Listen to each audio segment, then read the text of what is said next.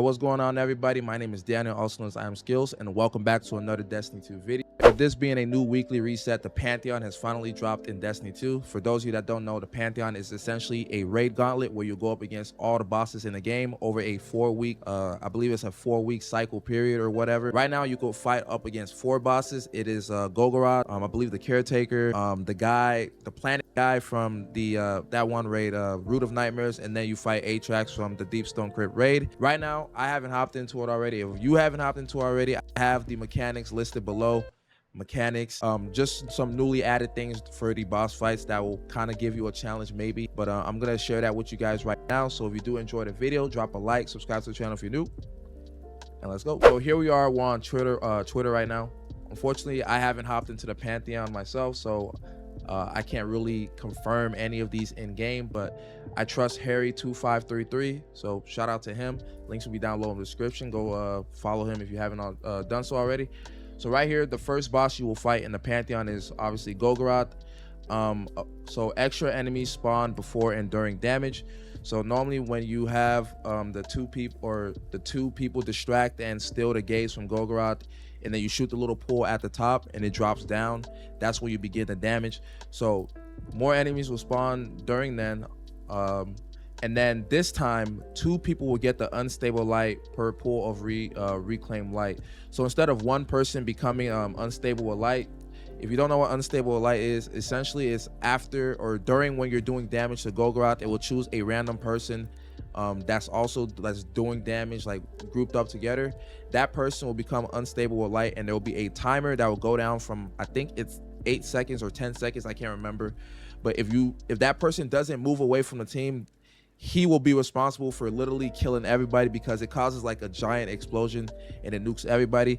Now it's gonna be 2 people with that, so make sure you guys do some call outs like, hey, I'm unstable with light and I'm also unstable with light, and make sure you stay the hell away from your teammates. Boss 2 will be the Caretaker.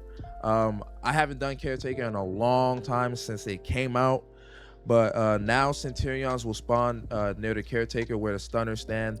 So towards like the when you're going into the raid and you're going all the way up the stairs, I guess it'll be like as soon as where he spawns, there will be Centurions right there. So make sure you take care of those. And then extra bees spawn inside the symbol room. I haven't been in the symbol room, so I have no idea what that means. So make sure you be on the lookout for that. The third boss that you fight in the Pantheon will be Zoark. So now solar tornadoes will spawn on the plates. Don't know what that looks like. It might look like the Burning Malls Power Girl gauntlets thing. It might look like that, who knows. And then incendiaries will spawn on the middle platforms. After all planets are aligned, a tormentor will spawn in the middle.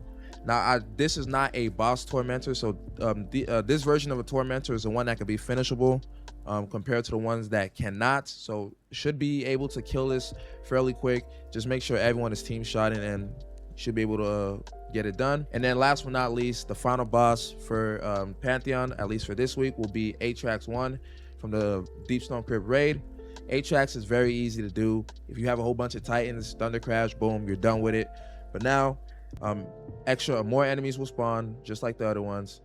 Servitors will now have void shields, which is not really a big of a deal. And then a tormentor will spawn in the lower arena. I'm assuming this will be like when you go up into the ship or into the little space pods, you go up or whatever, a tormentor will spawn like at the bottom of when you go up top. But I think that's what that is.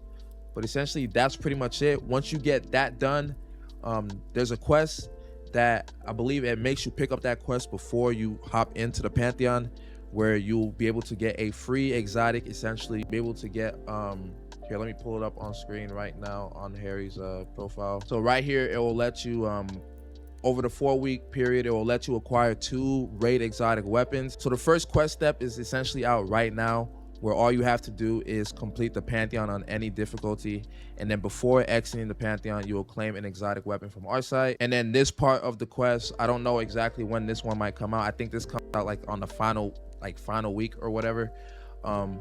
You'll do this right here: complete a run of the Pantheon, Roke, Indomitable, plus 15 power, or Nezarec Sublime, plus 20 power. Before exiting the Pantheon, claim an exotic weapon from our site. Right here, these are the 5 exotic raid weapons that you could obtain: the Conditional Finality, Touch of Malice, Collective Obligation, Eyes of Tomorrow, and the 1000 Voices from The Last Wish. Since there's only 2 of these, as you guys can see, for the quest step, you can only pick 2 out of the 5, so make sure you guys choose wisely. My personal pick, if I was you guys, I would definitely go with the Conditional Finality. It is a fantastic shotgun. It shoots a solar ignition like blast, and it also has a stasis freezing shotgun shell, 2-in-1. Definitely go with the Conditional Finality. And then my second pick will definitely be the Eyes of Tomorrow. Absolutely fantastic. And don't get me wrong, all these other ones right here are not that bad. This one right here, the Collective Obligation, not many people run that, so I wouldn't say get this. I mean, Touch of Malice is somewhat good, but not many people will use it like that. 1000 Voices is still absolutely fantastic. If we ever get that one artifact mod where fusion rifle shots will weaken targets, then you definitely want to have the 1K Voices if you don't already.